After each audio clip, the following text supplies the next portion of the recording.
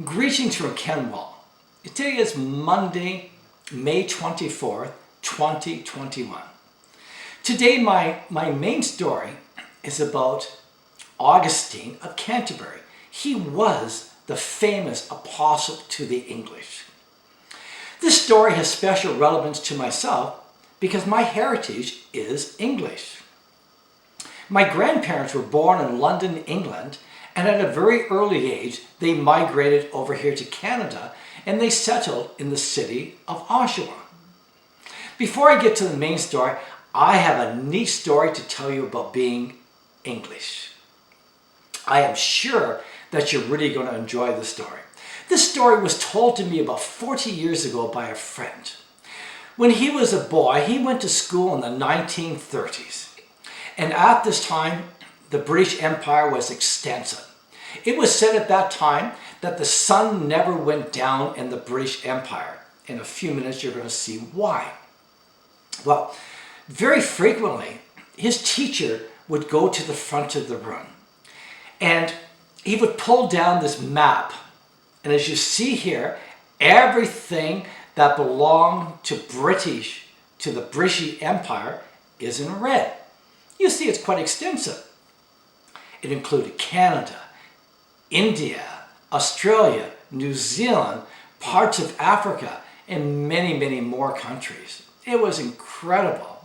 Well, but the next point, the teacher did was quite incredible. He took his pointer.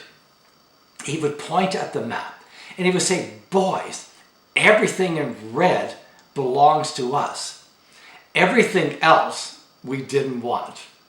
As I said, I heard this story over 40 years ago, and I've always remembered it. So now, let's go to my main story. As I said, my main story is about Augustine. He is the apostle to the English. Now, it's really funny how history goes sometimes.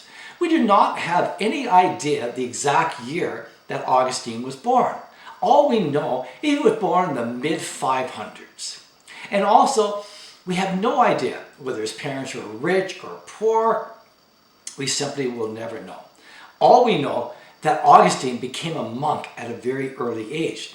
And the monastery he stayed in was founded by a Roman nobleman named Gregory. It is actually Gregory who converted his home into this monastery. Now, Gregory is very important in the life of Augustine, and here is why. One day, Gregory was wandering the streets of Rome when he came across the slave market. On the block were these young men that looked different than he'd ever seen before.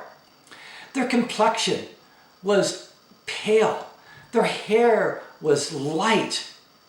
So he asked the guy at the slave market, "Who are these young men?" And the guy said, "Well, they're Angles from Britain." Oh. So Gregory immediately says, "No, they're not Angles. They are angels." Now, this encounter had a permanent impact on Gregory. Later on, Gregory became pope at the age of 50, and he never forgot about seeing those young Angles. He decided in his life that he wanted to evangelize the English. So he wanted to go himself, but as a pope he was never allowed to do. So he got the bright idea. He called his friend Augustine and said, "Augustine, I have a job for you to go. I want you to go evangelize the English." You know, history tells us that at first Augustine was not too thrilled about going to England. Augustine thought he was going to live out this nice, quiet, cloistered life in the monastery. In his wildest dreams, he never thought he would go to England. But he was faithful to the church, and if his friend Gregory asked him to go, he would. To make it easier for Augustine, Gregory gave him letters of recommendation so that the bishops along the way would help him. Now, there must have been something special that Gregory saw in Augustine. Since Augustine, he was a cloistered monk who up until this point was secluded from the world and worldly affairs. You know, definitely not the type of person that you would think that he was sent. Well, so So in the spring of 596 AD, Augustine left Rome with 30 monks. It was an arduous journey, and many at the time thought it was not going to succeed. They traveled by sea, and in each port, they kept hearing from people, oh, the Anglo-Saxons are awful people. When you go there, they're going to torture you. They're going to kill you. You are not going to be successful. And after hearing this many times, Augustine got very scared. So what he decided to do, he was going to quit. He then sent a letter back to Gregory saying, it's too dangerous. I am not going to go, and it's simply this mission cannot be done. But Gregory, he was determined to see the English evangelized. He sends a letter back to Augustine. History has lost the letter, but here is what the letter would say in today's language. Augustine, I know you're going to succeed. God is with you. And we have an ace in the hole with the fact that King Ethelbert has married Bertha, and Bertha is a Christian. She has been married to the king since 592. And the king has now had a number of years where we are sure that he has heard about Christianity from her. And Gregory also tells her that he received a letter from Queen Bertha in July 596 asking him to send his people to England. It is a certainty that Bertha has been telling her husband about Christianity. And I like to interject by saying, every married man knows that a wife can have a great influence on her husband. So Gregory assures Augustine, God is with him and he will have success. Well, the letter convinces Augustine and he's off to England. Since he didn't know the language, when he got to Gaul, he takes 10 monks with him who knew the language to help him. Augustine arrives in England in 597 AD. He sends interpreters to Ethelbert, telling him that they had arrived from Rome with the best of tidings, and if it was all right with the king, he would love to tell him how he could live forever because of the living and true God. In reply, the king wrote back to him saying he's already heard a little bit about the Christian religions from his wife and he's looking forward to hearing more. Well, after a few days, Ethelbert arranged an open-air meeting with Augustine and his monks. You'll like the reason why he wanted an outdoor meeting. Ethelbert's advisors had told him that just in case the monks possessed magical powers were not as great outdoors. And in jest, I'd like to say that we all know that magical powers are not as strong outdoors. You know, they were definitely very superstitious. Now, Augustine wanted to impress Ethelbert. He came into the meeting with all the monks marching in single file, and they were singing litanies in Latin.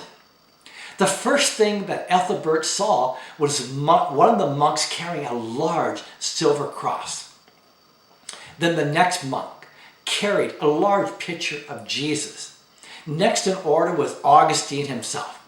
Now, history tells us Augustine was very impressive to look at, as he stood head and shoulders above all the other monks. It was truly a sight to behold, seeing all these 14 monks dressed in their traditional garb coming in to see Ethelbert. I know I would have been impressed if I saw that. Well, through the interpreter, Augustine told Ethelbert that Jesus Christ had died for them, and that if Ethelbert accepts Jesus as God, he can have eternal life. Now, Ethelbert was very much impressed with what Augustine said, but he said, well, I need just a little bit more time to think about the message. In the meantime, Ethelbert said to Augustine and his monks that they had permission to preach to anyone they want about Christianity. And he also gave them a nice place to stay. You know, there was also a church there from Britain, from Roman days, called St. Martin, and the monks claimed it as their own. Now, it is interesting to note that St. Martin Church in Canterbury is the oldest church in the English-speaking world. You look at it, it's part Roman, part Saxon, and part medieval. And this church, St. Martin, is still a place of regular Christian worship. And there have been Christian services going on there for over 1,400 years. That really is amazing. As I said, God was with Augustine in everything that he did. And there are many stories about Augustine performing miracles through God. This was one way that God truly showed the people of Canterbury that he was with Augustine. You know, I like to say, in our culture today, many people simply do not believe in miracles. And I say, well, it is true that with men, miracles are not possible. But with God, all things are possible. Ethelbert was totally impressed with the godly lives of these monks, the message he had heard from him, and I'm also sure from the testimony that he had been receiving from his loving wife, Bertha. So, on June 1st, in the same year that Augustine arrived, Ethelbert became a Christian and was baptized. And then in the same year, on Christmas Day 597, 10,000 people were baptized. You know, when you think about it, getting baptized in the river in wintertime would have been a very cold experience. But they wanted to become Christians. In closing this talk, I want to tell you what Augustine did in London. During the time of Ethelbert, there were many kings, and London was under a different king. Ethelbert, he was able to convince the king of London to allow Augustine to establish a church. Now, this was very important for Augustine to establish a church in London, since the Romans had always considered London to be the center of England. And it's really neat. The church that Augustine built in London is on the exact spot where St. Paul's Cathedral is today. And when you look at this, it is a magnificent looking church. I have been to this church twice in my lifetime, but both times that I was there, I had no idea about the history of it. So also, take a look at how magnificent St. Paul's Church looks inside. It sure is beautiful. Augustine, he was in England for only 10 years before he died, but because of him, Christianity thrived in England. He is truly the apostle to the England. And every May 27th, the Anglicans, the Catholics, and the Orthodox, they have a feast day to celebrate the life of this great man. I like to say, in the very distant future, I am looking forward to talking to Augustine when I get to heaven.